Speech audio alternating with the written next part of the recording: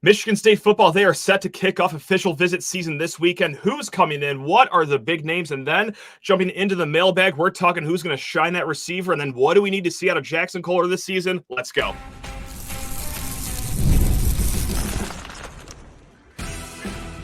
You are Locked On Spartans, your daily podcast on the Michigan State Spartans, part of the Locked On Podcast Network, your team every day.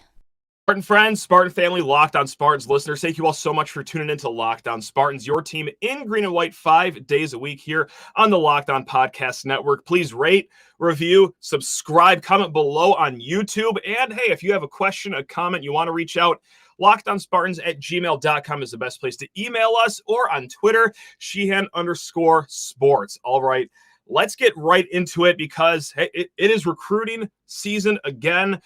Hope you all enjoyed the basically 12 minutes of breaks that we got between the transfer portal cycle, the offseason recruiting, because that's right, the calendar is picking back up for all of us state fans once again, especially for those that are nose deep in the world of recruiting, because June is, or I guess it'll technically be May when this weekend starts, May 31st, but nevertheless, hey, big weekend coming up here for Michigan State for the next few weekends, actually. So what have we got in store for weekend number 1 of official visit season?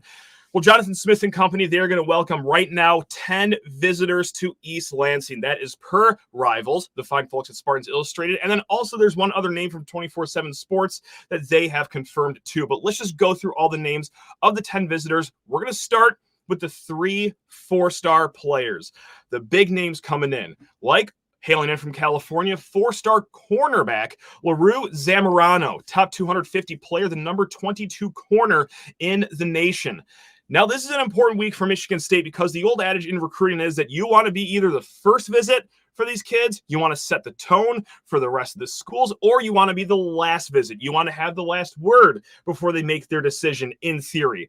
Of course, it's not a perfect science, but hey, you want to be one of the bookends here. So right now, for Mr. Zamorano's services, Michigan State bats first. Now, he will be visiting USC, Washington, Kansas here in the next few weekends. But yes, Michigan State getting the first say for LaRue Zamorano, a guy that's actually been on campus twice since the calendar flipped to 2024 on unofficial visits. So he's already familiar with East Lansing, the coaching staff, and hey, maybe we can inch our way closer to a commitment here for the 4-star corner out of California.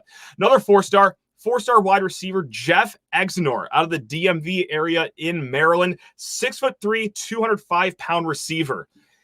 That sounds nice. That is something that Michigan State needs. They need more length. They need more physical size in their wide receiver room. And yes, granted, he wouldn't be playing this fall for Michigan State, of course. It's always good to have a guy that is, well, 6'3", just 205 pounds, but that is going to be added on as he continues his weight regimen, whether it be high school or Michigan State. That would be a solid pickup. Now, Rivals has him as the number 51 overall receiver in the class. He's also visiting Penn State, Syracuse, and Maryland later on this month. Now, the third 4-star that will be visiting this weekend, this is 4-star offensive lineman Darius Afalava, hailing in from Utah. He is the number 230 overall kid in the class, the number 23 overall offensive tackle, and the number 1 kid in the state of Utah, coming to visit Michigan State. Now, he will be visiting Utah later this month. He will be visiting Tennessee and Washington. Those are his 4 official visits right now. So there you have it. Those are the 3 4-stars. Of course, we got some 3-stars coming in, but there is one piece of news that we got to talk about when it comes to 4-stars. We talked about this kid a while ago, a few weeks ago. 4-star safety Keon Young out of Florida. Talked with him, with Brian Smith, our Lockdown recruiting expert. It looked like he was going to be visiting Michigan State this weekend, but instead he is going to Ole Miss. So if you had Keon Young on your radar, first of all, good for you to have that close of an eye on the world of recruiting. And second of all, well, he is not visiting this weekend and maybe not, ever. So there you have it. All right, 7 other names to get to. Now, we're all over the board here, but we are going to start with an in-state kid before we start bebopping around the rest of the country here. 3-star tight end Jaden Savory out of Orchard Lake St. Mary's. Of course, Michigan State has a teammate of Mr. Savory already locked in for the 2025 class in linebacker Charles White. Now, Jaden He's a number 40 overall tight end, according to Rivals, and Michigan State looking to take 2 tight ends in this class. They already have a commitment from Emmett Bork over on the other side of Lake Michigan from Wisconsin, so this will be most likely a 2 tight end class, or at least that's the goal for this staff. 3-star defensive tackle Brad Fitzgibbon out of Chicago. He's the number 84 ranked defensive lineman in the country. He'll be visiting Iowa and Kansas after Michigan State. 3-star wide receiver Braylon Collier out of Ohio, the number 130 ranked wide receiver in the class. He's going to be visiting the Corn Belt short after. Iowa and Iowa State are also getting visits from him. 3-star defensive end Mekhi Newton out of Florida. He has a Georgia Tech official visit coming up. 3-star athlete / linebacker Bradley Gompers, which, by the way, love that name, especially for a linebacker. Gompers, love that. He is out of Pennsylvania. 3-star offensive lineman center. Okay, you guys know me in names. Here comes a good one for you. Houston is his first name. Okay, that's not the issue. Okay, here we go. Kahahani Torres out of Hawaii. Oh my God, that just sounded horrible off the tongue. We'll call him Houston Torres for the time being.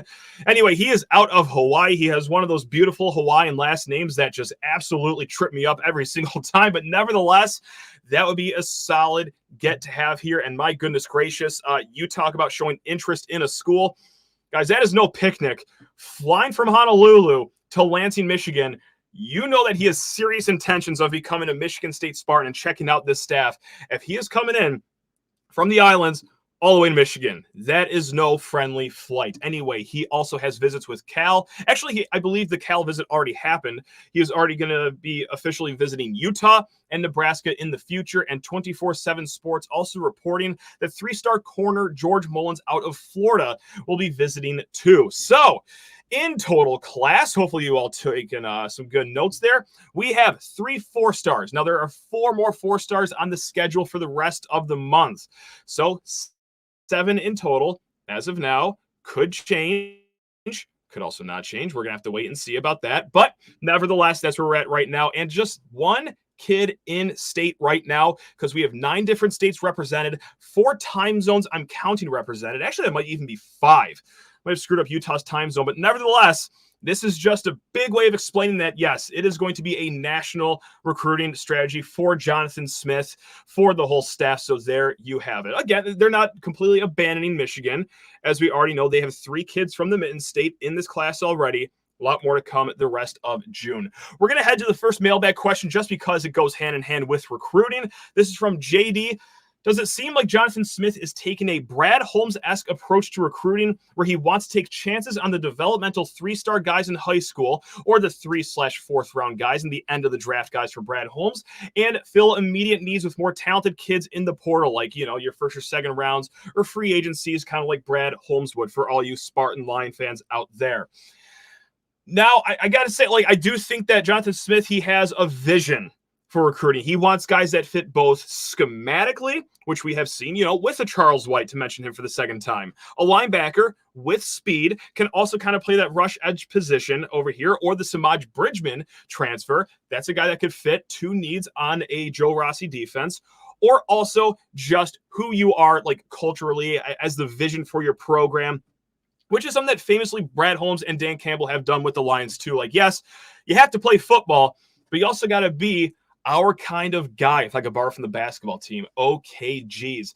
Now, we have talked about getting a strong core of your class early, like those guys that are ranked 400 to 800, guys that, again, fit the scheme, fit the vision that you are setting for your program.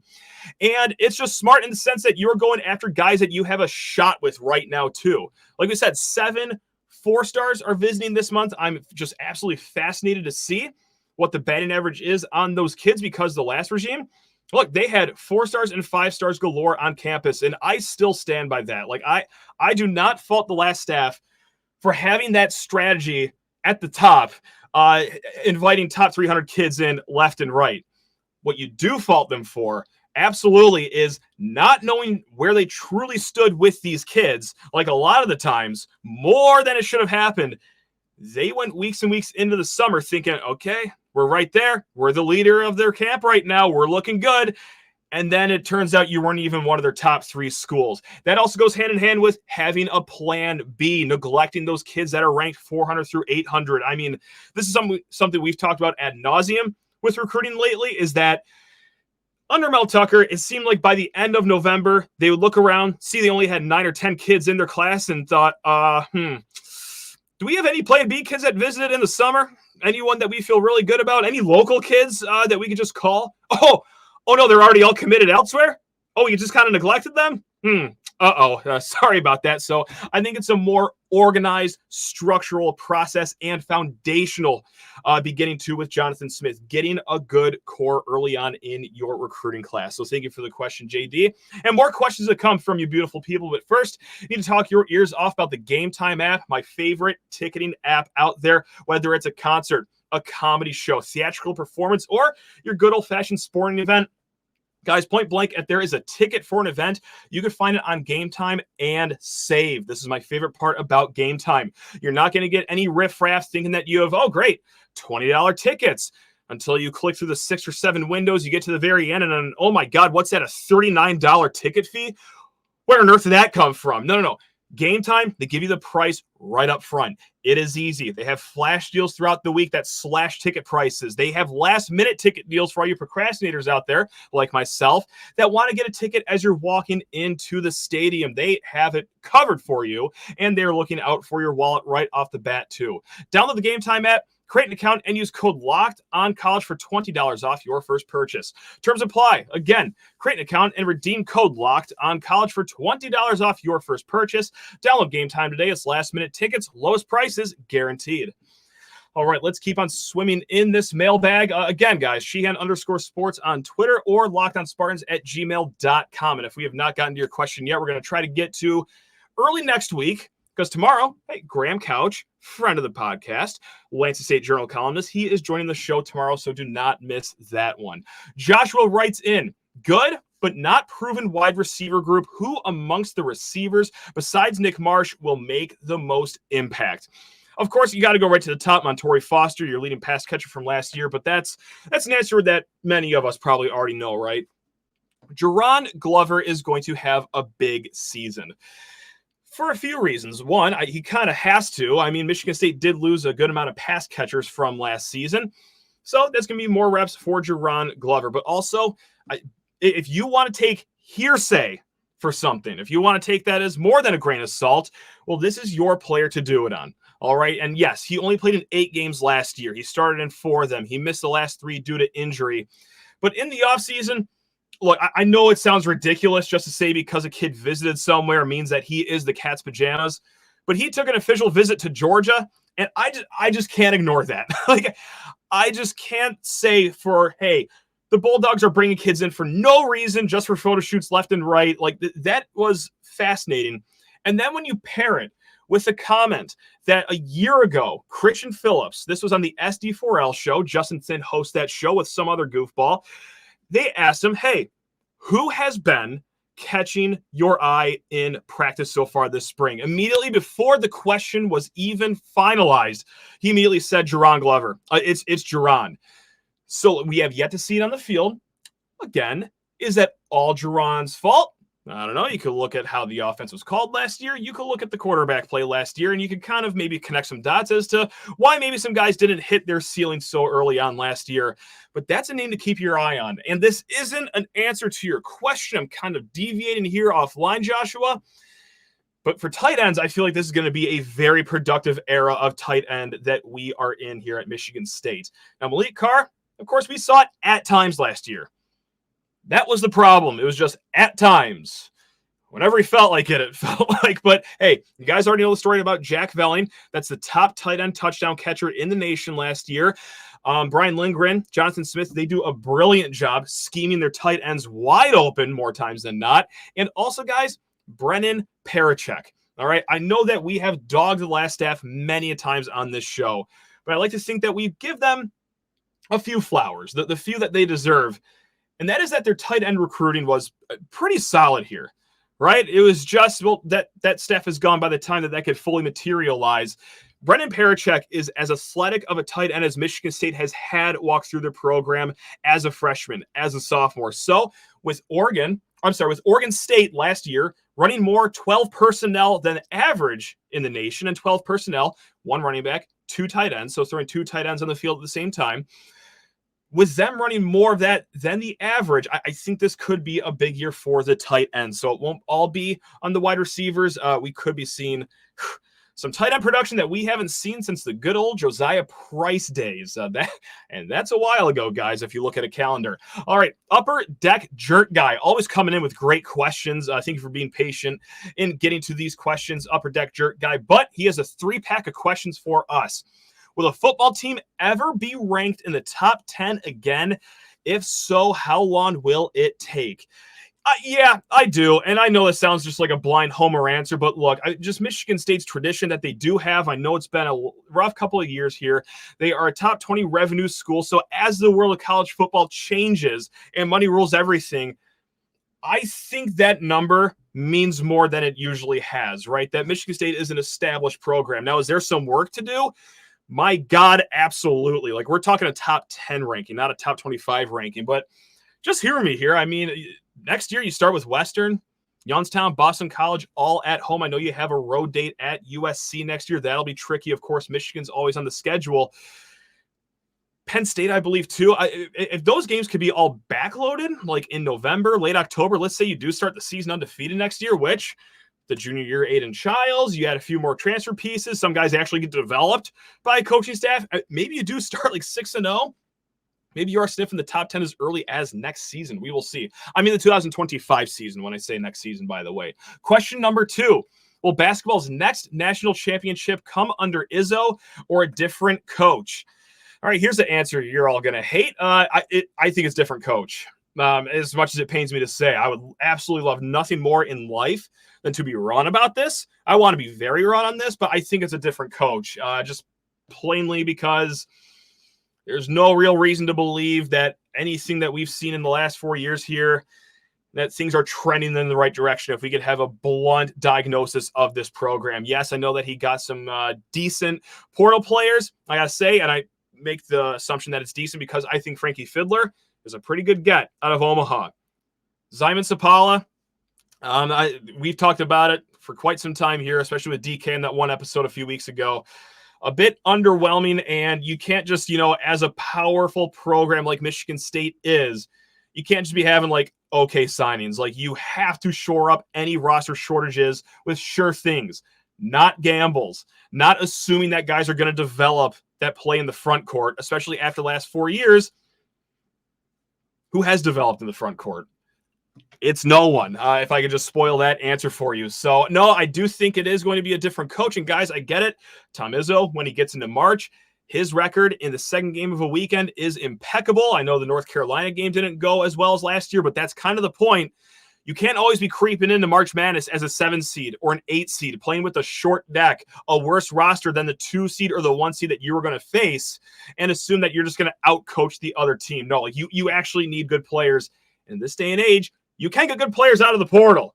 Like, you don't have to be stubborn and just say, well, no, these guys are going to develop in due time, probably.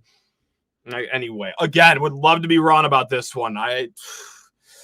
Anyway, the third question, guys. Now this goes to the other coach. What is Jonathan Smith's realistic lifespan at MSU? I'll get ahead of it right now. I think that he does, stay this whole contract. I believe it's a 7-year contract. I do believe that, it goes on to be a fruitful relationship with Michigan State for 2 reasons. The first reason, I think this Jonathan Smith thing is going to work here in East Lansing, largely in part of what he just did at Oregon State. Like, he has proven he knows how to rebuild a program from ground zero. I will say this, Michigan State isn't at ground zero. We're already a little bit higher up on the elevator than Oregon State was when he took over, but nevertheless, he did a fantastic job over at Oregon State, even with competing with other schools that have way more resources than they have. Michigan State, the gap is a little more narrow than it was over in Corvallis. Now, the second reason, I think, is just what we talked about earlier. Like, Michigan State, they do have money. I mean, contrary to popular belief, contrary to what rival fans want you to think, Michigan State can spend with the big boys, right? I don't think that a contract number is going to be an issue here at Michigan State.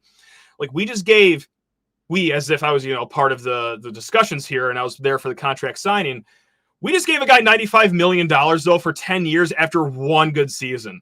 Like, I think that, if Jonathan Smith, if it comes to money, I think Michigan State will pony up. Now, one thing I do want to keep an eye on here in the next few years is how Lincoln Riley does over at USC. And, kind of in conjunction with that, how Michigan State is doing. Let's say that Lincoln Riley, he still is producing underwhelming season after underwhelming season at USC. Let's say Jonathan Smith by 2026, he's actually got Michigan State in a really, really good place. Jonathan Smith, California kid from the West Coast. Hey, when home calls, that always means something. I'm not saying that that's a for sure done deal, but that's just one thing I will keep an eye on is like the whole, how does USC do in this next few years and how sick will they get of Lincoln Riley spoiling top talent over there? So that is where I think the lifespan goes. I think it will last for quite some time here, but hey, the fact of the matter is, yeah, you do got to keep an eye on other programs, I guess. And that's just not Michigan State exclusive. That goes for almost everywhere in the country. Now, Kurt writes in Michigan State football, who will be the MVPs on offense and defense? Now, this isn't the sexiest answer. This doesn't, have a lot of appeal to it for, the common fan. But guys, like really, if MSU has success this year, if they do climb to 7 wins, 8 wins, 9 wins, like a lot of you guys are predicting out there, that's because the 2 starting tackles have done extraordinarily well on the offensive line. We're talking Ashton Lepo, Brandon Baldwin. So I know those aren't the high stats guys. Those aren't the guys that are going to be catching 8, 10, 12 touchdown passes. But truly, in part because, you got to protect Aiden Childs because his health is paramount this season, and also just getting the run game going. And with the outside zone scheme, that means even more work for the tackles. Guys, yes, I know it's a boring answer, perhaps, because, offensive line isn't everyone's cup of tea. But, yeah, Brandon Baldwin and Ashton Lepo, a lot of eyes on them if they want to be the MVPs. Now, who will be the MVPs this season? Of course, Childs has got to be up there. But, man, I keep an eye on those tight ends, guys. I think it's going to be an important year for the tight end position. Now, on defense, man, I think Wayne Matthews is going to be important here. Because, and maybe that's just because we are so scarred by all the cuts that we've had just watching Michigan State just get paper cut after paper cut in the pass game with linebacker coverage, whereas Wayne Matthews, one of the best pass coverage linebackers in the portal last year, Michigan State got him. So is it going to fix every issue of the defense that we've seen the last few years? Absolutely not, but it is going to solve an issue. Now, of course, this is what we talked about yesterday, is that you have experienced guys, you have older guys that are going to be playing their 3rd year of college football as starters, guys like Dylan Tatum and Malik Spencer. I think those guys very well could be MVPs too. Now, Kurt also writes in, MSU basketball, who will be the Moneyball surprise of the summer? Jaxon Kohler for sure, although I don't know if that's going to be a surprise. He lit up Moneyball last year before unfortunately suffering that injury. So I'm going to go with guys, like Garrick Norman, the guy that, we almost know nothing about last year just because, he redshirted, or guys like Jace Richardson, an athletic guy, a guy that plays explosively, right? I mean, Kurt Tang, he's a really good commit, but that's more of just, your spot-up shooter, your mid-range shooter, your Josh Langford, if you want to go ahead and make that comparison, which many people, including ourselves, have so far. That doesn't really flash at Moneyball, but there is one other name, too, that I think could really turn some heads. Jesse McCulloch. Now, this is a guy that has progressed his game since his senior year, since he has committed to Michigan State, known as an outside shooter, but his center skills, we have heard, have been getting a little polished here. We've been talking about how he's going to be a stretch 4, but who knows? We might be able to see him in the paint more so this upcoming season. But before all that, we can make grand sweeping judgments at Moneyball. Now, Ryan writes in a fantastic question. I mean, all these questions have been good. Let's not get it twisted here. But Ryan writes in a good one. What type of consistent production would you like to see from Kohler for you to change your mind on his development? I'm actually glad they didn't bring in another starting quality big, writes Ryan. Now, on defense, just be average. And I know that is asking a lot. I'm not trying to be snarky or talk down on him, but truly as a 6'8", 6'9", if you want to be generous, big man against some of the guys that the Big Ten has gotten, or right off the bat to the season, Hunter Dickinson over at Kansas, you're just limited physically right off the shoot there, right? I know that the injury last year, it slowed a lot of progress down. It really hurt his development last year on the offensive side of the ball. I don't think that injury took away 3 inches from his height, right, guys? Like, it's going to be hard defensively, so just be average. Just keep trying your best out there, I guess. But offensively, this is where we got to see the development here, because the injury did affect this last year. Like, I hope we did a decent enough job voicing that. I know that it was an underwhelming year for Jaxon Kohler, but he missed all of those developmental games, right? Against like the Alcorn States of the world, like where you can burn 20, 25 minutes. Try some things that, you normally can't in live game time. And of course, as bad as it is coming off an injury, like that can't feel good. You miss all those developmental games, and then bang, you come back in the middle of the season against Big Ten play. That sucks. Like, that hurts. So now that we had another spring, another summer, hopefully a good start to the season in November and December, be the player you were recruited to be here. Actually be a stretch player, because that was all the hubbub, not just last summer, but also as they recruited him, is that he could stretch the floor a little bit. He shot 38% on lawn twos last year, all right? He was 0 for 3 from three-point land. And I'm not saying that he's got to be some 42% shooter on 8 3-point attempts per game, right, guys?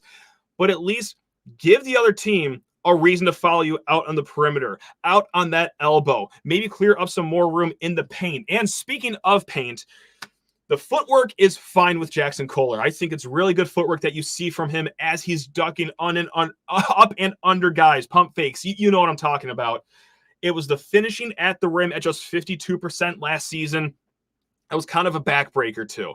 Again, hey, you could chalk it up to the injury, lack of development. He's getting thrown into the fire in the middle of his sophomore season. But for his junior season now, we have to see him become that stretch player, a guy that could actually, again, bring people out on the perimeter. That is going to open up so many lanes for people. And God, that was an issue with Michigan State last year, is that the paint was so clogged so often, and actually finish at the rim.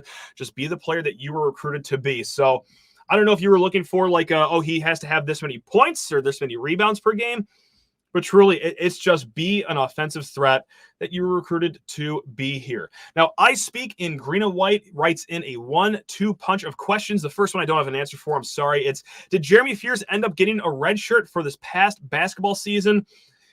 We have not heard anything yet. If I know anything about the NCAA, it's that they will make the decision that makes absolutely no sense. And even though they've been giving out eligibility left and right the last few years due to COVID, they're not going to give any sympathy or a red shirt for a gunshot wound sustained in the middle of his freshman season. Anyway, question number 2. What transfer/incoming freshmen, both basketball and football, will be starting for us, and how big of an impact will they make? Now, for football, the transfers are the ones right, guys? Like Wayne Matthews, who we just talked about, Jack Velling, Tanner Miller, the offensive lineman, and, oh, yeah, that's right, guy by the name of Aiden Childs. But I will be a little surprised to see any freshman make a big impact on the defensive side of the ball, kind of like Jordan Hall did last year, although Brady Pretzloff, I think, is like physically almost there, but it's a busy linebacker room. Anyway, offensive side of the ball, Brandon Tulis as a third-string running back, potentially. I could see him getting some burn. And then Nick Marsh, the top 150 player in the country last year, as you guys saw in the spring showcase. Now, basketball, the freshman that I think can make the biggest impact is, I promise to try my best not to make any grand sweeping judgments from Moneyball. But if Jesse McCulloch is like dropping 20-30 a game, actually having post moves against like horrible defense at Moneyball, but making 3-pointers, we will arch an eyebrow at that. But until we see that, then Kurt Tang, just because, hey, the spot up shooter, and, well, hey, you can always use shooting on the court. So that is going to be my best guess. All right, now just for some fun questions, for the fun portion of this program. Not to say that the rest of the questions weren't fun, but this is from Jocks. Best beer for a campfire and why? My personal favorite right now is Dragon Milk Tales of Gold. Now, I'm sorry for being a very basic person. I know that this is going to get a lot of eye rolls here, but Oberon still reigns supreme. All right. And I get that it was different a few years ago and they've done something different to their filtration or yada, yada, yada. Oberon still hits. All right. We are not going to disrespect and slander that brilliant beer. And I'm sorry for being basic on this too, but if you're up for a tall task and you're just trying to delete as many beers as possible, a summer shandy or a nice 312 from Goose Island is a delightful choice around a campfire for your summer. Ben writes in, speaking of beers, Have you ever snuck into a building or part of a building on campus and had some brewskis? Oh, also back in like '05 in the International Dorm, there was a room where you could smoke. Do they still have that, or are all the kids rocking Zyn these days? I wouldn't know. I'm a very boring person. Have never been a smoker, so I am incredibly sorry. And I didn't really sneak off into any rooms to drink beer. We just kind of just did it in the dorms and kept a close eye on the RA. But I will say this about a room. I was not part of this. My hands are clean of anything. I didn't know wrongdoing. I don't need to go to confession for anything. But someone was celebrating a birthday in Wonders Hall, and it was a female, and they got a pole that you would do some exercises on, so to speak. And they hired some male entertainment. They taped up the windows with newspaper, dark paper, so no one can see in there. And well, they had a nice little show that evening. So I know that's going away against the grain of what you're talking about, of just chilling with the boys and pounding some beers. But no, the only story that I could even remember like that was, sixth floor of Wonders being turned into a fine establishment for the ladies that night. So Big Steve writes in, perfect summer day or perfect fall day, and which one for a round of golf? We are going for perfect summer day because, well, the sun stays out longer, and I do love that about summer, but nothing beats some nice fall golf. So there you have it. All right, guys, thank you all so much for tuning in, for listening. Locked on Spartans. Again, we will be back tomorrow, looking to have Graham Couch on the show. But until then, hey, enjoy the rest of your day. Love you all. Go Green.